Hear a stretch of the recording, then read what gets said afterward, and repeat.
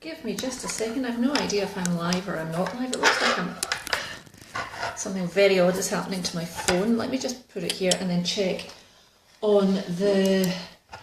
Hi everyone, just in case you can see me, let me put the volume up at least. Media, if I'm here. Right, let me just check if you can see me at all.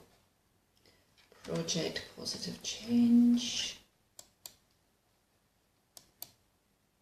Because I've got such an odd thing happening on my phone that I have no idea whether I'm really upside down and shaking all over the place or not. So let's just see. Videos, there's a live. Am I the live one? Okay, no, it looks much better there than it does here. So apologies, you haven't had my attention at all. Want to know who's watching you?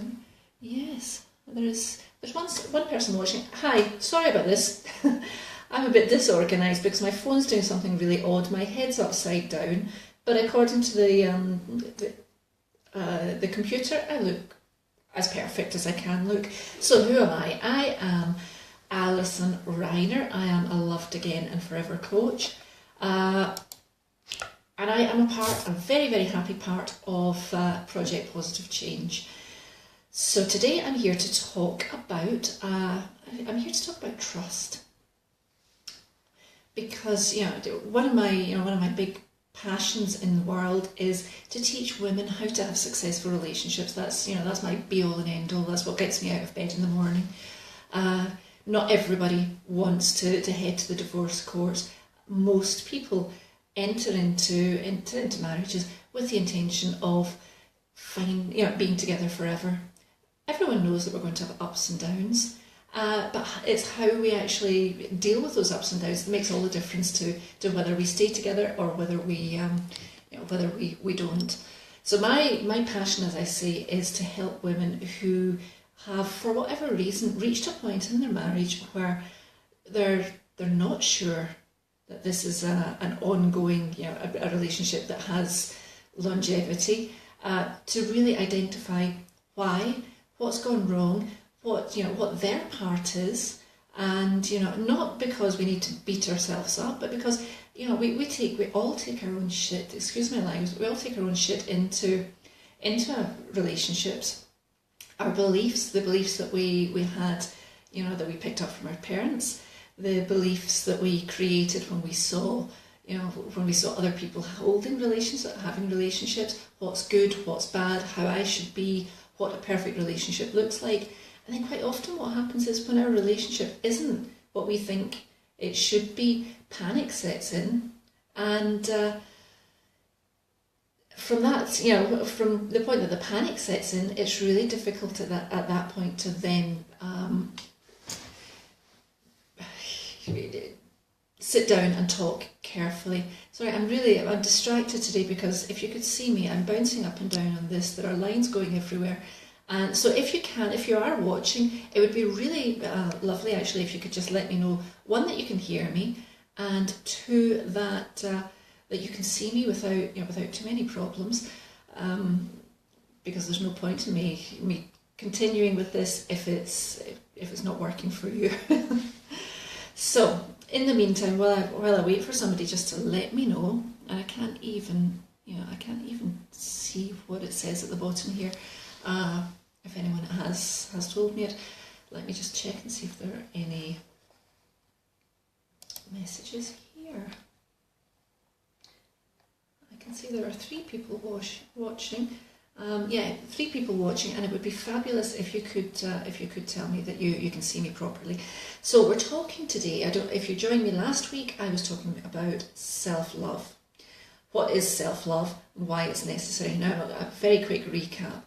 As a relationship expert, I know that the best, the fastest, and really the only way to create long-lasting, loving, healthy, fun, whatever you want type of relationships is to make sure that you've got exactly that, the relationship with yourself, which means we need to build a sense of, We need to build a friendship with ourselves. We're not taught to do that. We're not told it's important. And actually, sometimes we're even told that it's selfish to be that person who puts themselves first, or thinks of themselves, or takes time for themselves, takes time out from a busy life for themselves. But it's just not true. It's a necessity. It is a necessity. It's a necessity that allows you to then create that sort of relationship elsewhere. It allows you to attract the sort of people you want to attract. Because if you're treating yourself with no respect at all, if you're not listening to your body, if you're not listening to all the fears that are going on in your mind, if you're just pushing them away and carrying on regardless, if you're not in tune with your intuition, you're not listening to that gut feeling that you have, or you're following your heart, how on earth are you ever going to attract somebody who's willing to do that for you? And more to the point, if you do find somebody who is trying to do that for you, what happens is you don't know what to do. We don't know what to do with it, so we push those people away. We create, it's like a self-sabotaging routine that we build up. As soon as somebody gives us something we're not giving to ourselves, we start thinking, what's going on? What do they want? And we can't cope, so we push them away, all sorts of strategies come into play. We create arguments, we push and push and push to see how much that person will take from us. And then and then of course eventually they break, and then we think to ourselves, well, yeah, I knew that he wasn't here for the long term, or she wasn't here for the long run. I knew I was right. But all along, it's us that have created the situation, because you can't be loved any more than you're willing to love yourself. So, for me, listening to me, you'll hear me talking about self-love and what self-love is, which is self-knowledge, acceptance of yourself, and that's all of you, the good, the bad, the ugly. Yeah, I'm not a particularly nice person. One of my nasty, nasty little traits is I'm very proud. I am very, very prideful. And, and it causes me problems, and I don't like it in me. But in order to be able to carry on, in order to be able to go out and meet other people, with my heart open, and to be myself, I need to accept that in me. I need to talk about it. I need to share about it, so that anyone else coming along gets to know the real me. And also I'm teaching other people that it's okay. It's just okay to be not perfect. So, that's self-acceptance. All those bits, that's really important. And with that comes a sense of self-worth. Because when we're accepting ourselves, we're increasing our self-worth. We're working on our own sense of self-esteem, our own belief in our purpose. Here we have a purpose, we feel useful, we feel that we deserve to be loved. All these things are in play, and they're all playing out towards that end result, which is to be able to say, I love and accept myself. Now, we're never going to love and accept ourselves 100% all of the time. We're just not. Apparently, somebody's in the loo next door, apologies. But what we can do is work towards it, put our efforts in working towards it. And the more we do it, the more we become gentle with ourselves, the more we become loving with ourselves, and the more people are attracted to us and attracted to the way we treat ourselves. They begin to treat themselves differently. They begin to treat themselves with a bit of kindness, but more importantly, they're learning how to treat us. Not only do they learn that it's okay to be like this, it's okay to look after yourself and to sing your own praises when you're doing a great job, but it's also okay to open your heart and be honest. So we're teaching all the time, and we're also teaching how to lay down those boundaries and what we expect from a relationship. Now, of course, the majority of my work is romantic relationships. I work with women, as I said at the beginning, who are not even sure that they love their husbands anymore. And instead of throwing the marriage out and hoping for the best out there, they're looking to understand if there's anything they can do, if you have some steps left in you, or if you really have tried everything. Because often when women arrive, they say, I've tried everything. And I know I was there myself. I was sure I tried everything. I was sure that my marriage was hopeless. But when I started this journey to self-love, everything changed. My marriage changed. My husband changed. But actually they didn't change, it was me and my perception and my ability to say, no, I don't like this. And my husband therefore had a choice. Well, she doesn't like it, she's not prepared to accept it. Either I have to change or I have to leave. So, suddenly I became empowered in my relationship. So this is, I'm going to be talking every week about self-love and, and self-acceptance. Today I want to take it a step further, though, as you saw in the title, we're talking about trust. And it's a biggie. What happens when maybe our trust has been broken?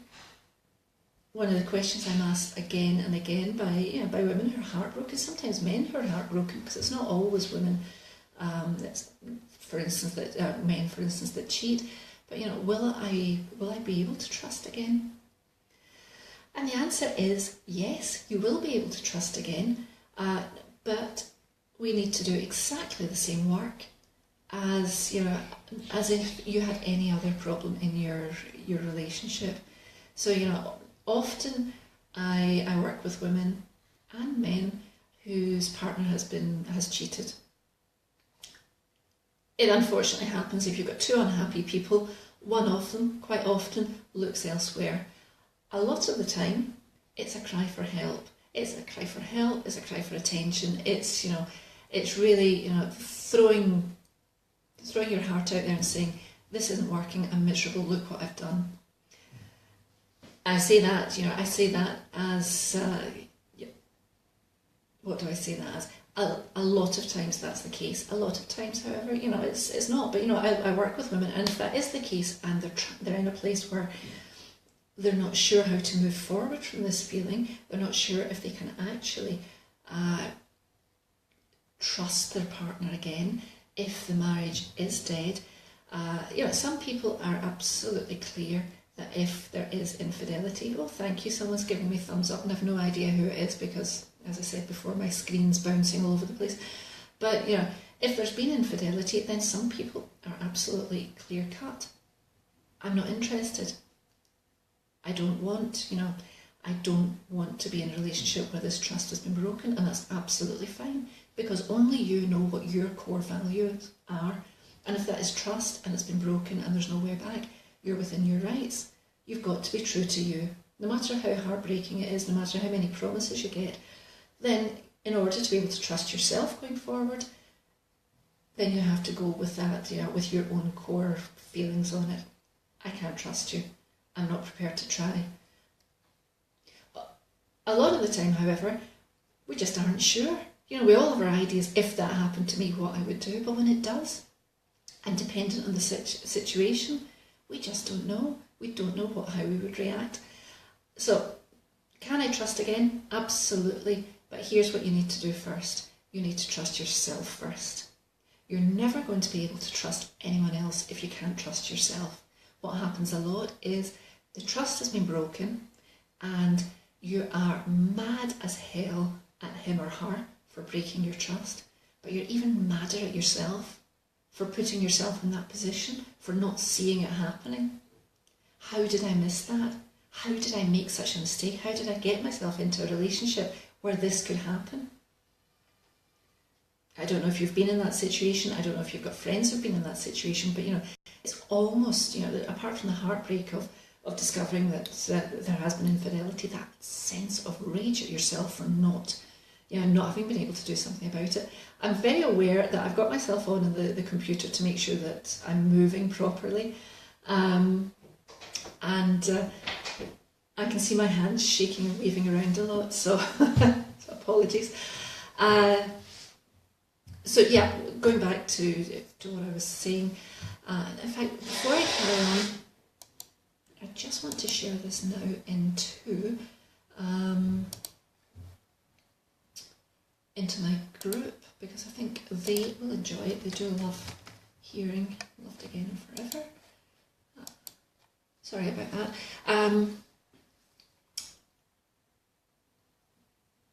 So as I was saying, going back, Caroline Thompson is watching. Thank you, Caroline. I can't see what you're saying because my phone's a mess. So going back to what I was saying, so yeah, we're mad as hell because we feel like, we're, one, we should have known better. Two, how did we miss it? And three, how could I be so stupid? How did I make this mistake? So in order to be able to trust anyone else, and I'm not just talking romantically here, I'm talking in any situation at all, we need to learn to trust ourselves. So the question to ask yourself is, did you listen to your gut? Did you listen to your intuition? Do you even know where your intuition is? Because I can't tell you the number of times that I've spoken to women that say, yeah, already when I was walking down the aisle, I had a feeling that I wasn't making the right decision. So already this sense of, it's not just a sense of, oh my goodness, this is for the rest of my life, am I making the right decision? This is that feeling in the pit of your stomach, I don't think this is right, but I don't know how to get out of it. And that's fine, we don't know how to get out of things, but it's going back to that and saying, and noting that you had that, or, in the case of infidelity, you had that sneaking suspicion, you asked a question, it was denied. No, absolutely not. You're mad, you're making this up. You're completely crazy. All these things that partners tell you when they're not telling you the truth. Go back to that point and remember that feeling that you had. Did you believe what you were being told? Probably not. But you can't prove it, so you give you give the benefit of the doubt to somebody else because you can't prove it. It's just a feeling you've got there. So in order to build this trust in other people, we really need to concentrate on building the trust in ourselves. So getting really in touch with that feeling, that that sense, that intuition that we have on situations. I'm getting really distracted by the numbers going up and down here. So how can you do that? It comes down very simply to knowing yourself, knowing what those feelings are, acknowledging them when they happen. And I don't mean just in the great big things in life. I don't mean when you're thinking that you want to leave your marriage, or you're thinking about making a huge big career change.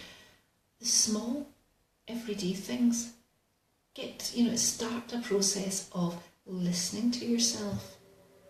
Become a little bit more mindful of, what's going on in your body before you make a decision. When you're, if you make a very, very simple example, something I had to learn. I'm such a yes girl. I struggled for many, many years to be able to put some boundaries in place around, my time and my space. You asked me to do something. If I wasn't, up to here with work, I would say yes. If you ask for my help, I feel obliged, I say yes. I had to learn how to say no. I had to learn how to listen to myself, listen to my body, because sometimes I just don't want to. Sometimes I've got nothing to do, and it's good that I've got nothing to do. I need to be able to go and sit on the sofa with a book, or go to bed early, or whatever it happens to be. So listen to that little piece of intuition that you've got going on. Take a break between your being asked the question and giving the answer. And it can be as simple as, let me go and check my diary and I'll get back to you. And that buys you a bit of time to decide how you're feeling. Listen to what you're saying to yourself, but also listen to what your body's telling you. I mean, sometimes it's really easy. You've just got such a resistance that your body's screaming, no, never, never, never. And that's fine. Say no. But, in order to build that practice up, and in order to be able to get into that practice of trusting your intuition, which then leads you to being able to trust other people again. Because when I trust myself, yeah, I'm always going to make mistakes. But, I've been through the process of getting to know myself, accepting myself as I am, which means the fact that I'm not perfect, the fact that I will make mistakes. Also understanding that, life is about, good times and bad, and sometimes I will get hurt. But if I want to really be connected with other people, I need to be open to that, to being hurt. I need to be open to letting people into my circle. And that is, it's such a beautiful, beautiful thing to be able to do. But it comes with trust. So when I can trust myself, I can start to open myself up to trusting other people, little by little. Doesn't mean that you open your heart and you jump into the first relationship that comes your way, but it means that you listen to yourself and you go with the flow. It also means that you listen to yourself, and if you have a really, really strong feeling, or you're not sure one way or another, you say no. You just say no, because having been through the process of working out who you are, working out what you like about yourself, working out how to build your self-confidence, your self-worth, and getting to a point that you say, I'm looking in the mirror and I love you. Then why would somebody that can look in the mirror and say I love you settle for anything less than this guy loves me or this woman loves me, and I can feel that they're going to love me the way that I love myself? We just don't do that. Once you've reached that stage, of course you don't do that. So it's easier then to allow yourself to trust, with the understanding that you may, of course, be wrong, but you may not. And the chances are you're not, if you're listening really to your gut, if you're not taking a chance on something just because.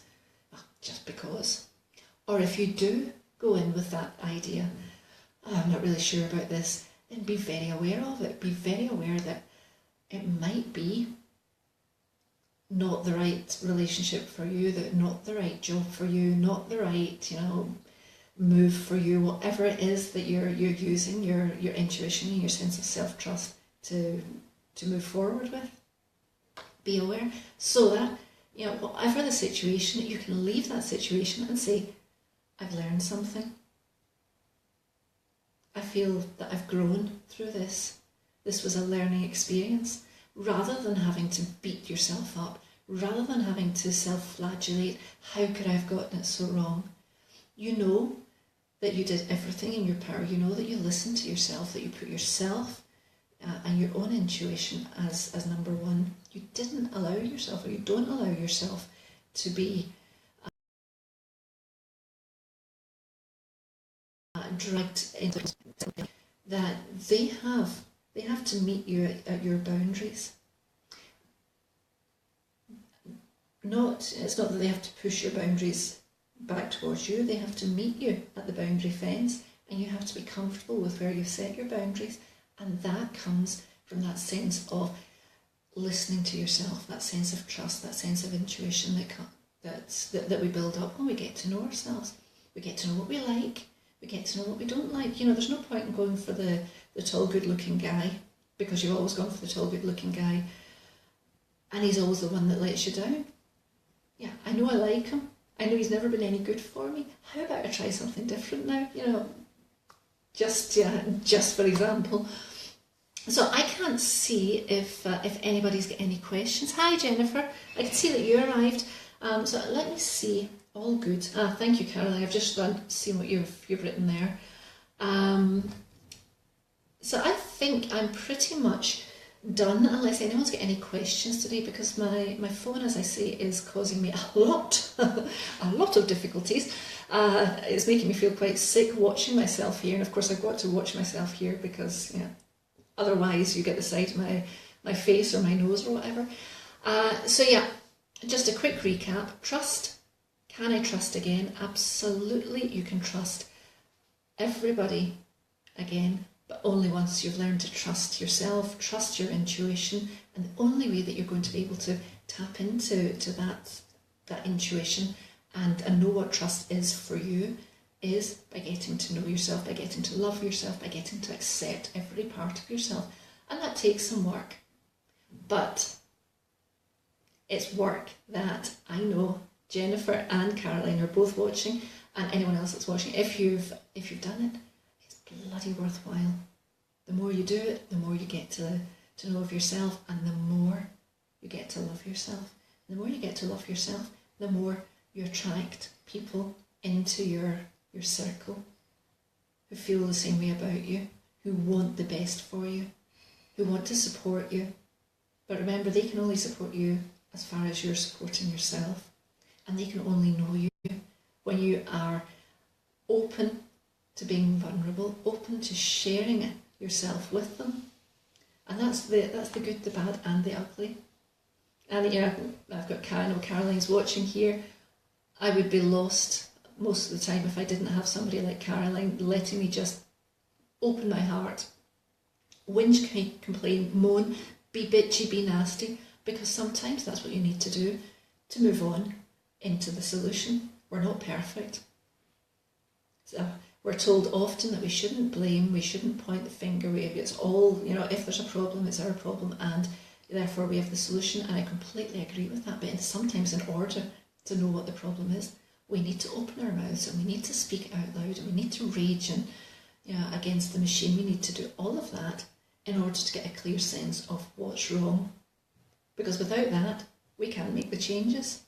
So that goes back to the very first stage. If your relationship is in trouble, don't hide away. Don't push those things down. Take them out. Take a pen, take a piece of paper, write it all out. What is it that you hate? I am laughing out loud. Good. Why? Yeah, so Caroline's laughing out loud, she says. So take a pen, take a piece of paper, write it out. Let me see why Caroline's laughing out loud. We're each other's sounding board, venting cushion, and we always look for the solution. But yeah, to look for the solution, you need to know what the problem is. You can't find the solution until you admit what the problem is. Sometimes, in order to be able to step up and say, yes, I'm the problem, or I'm part of the problem, means we have to be bloody nasty and a little bit bitchy. Get it all out. But not, it's so much easier if you get it out, you write it all down, you get it all down, and then you can see what you've got there, you can see what it is, what the problem is, and from there it's so much easier to make a decision, to find a solution and move forward. So, does anyone have any questions? Once Caroline's picked herself up, let me just check if there are any questions here. It's easier to see them here. No. If anybody has a topic they would like to, apologies again, or maybe I didn't even apologise at the beginning of this, my phone was playing up so much. This should have been yesterday afternoon at 3 o'clock. It will be again next Monday afternoon at 3 o'clock, because Mondays in Project Positive Change are relationship day. So yeah, I'll be on at 3 p.m. European time, which is much earlier in the morning for you Americans, and sort of an hour later for the British population. I will be talking about relationships, romantic relationships mostly, but I'm very happy to talk about any other dynamic that you've got going, any other problems that you've got in terms of navigating, negotiating or transforming relationships, communication that's not working, whether it's at home, with your family, with your work colleagues. The principle is exactly the same. So I'm happy to answer any questions, and I'm very, very, very open to any topics that you may have. Next week we're going to be looking at fear, unless somebody comes up with something much better, because fear's a biggie at the moment. Fear, for me certainly, having to come on and do these live streams, that's a fear in itself. But I have to overcome that somehow, or else I can't help, and unless if I'm not prepared to use that fear to push me forward, I'll never get anywhere. I'll stay home wishing that I could reach and touch other people's lives, and in the end I won't. So thank you very much everyone for joining me. Thank you for watching. Next Monday, 3 p.m. European time, which is whatever time it is in the States. And any questions afterwards, pop them in below or message me at Alison Reiner if you're a little bit shy, and I'll happily get back to you. So thank you for watching. Have a lovely, lovely afternoon. The problem is I've no idea how to switch this off now because I can't see. Finish.